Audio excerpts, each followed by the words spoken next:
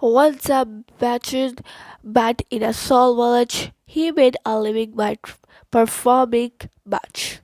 One day a merchant gave him a cut for the Bahmin, slung to your over his shoulder and walked toward home. On the way to crooks, the Brahmin, they wanted to cheat him and take away the gout. So they hid at different places and one kicked him when the Brahmin watched a lonely place. The fat crook scared them.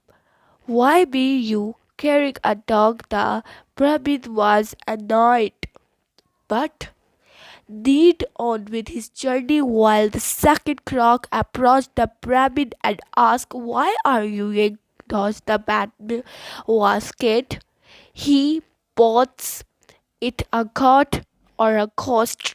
With changing form he had the goat on the side and away. The croc took the goat and feasted on it.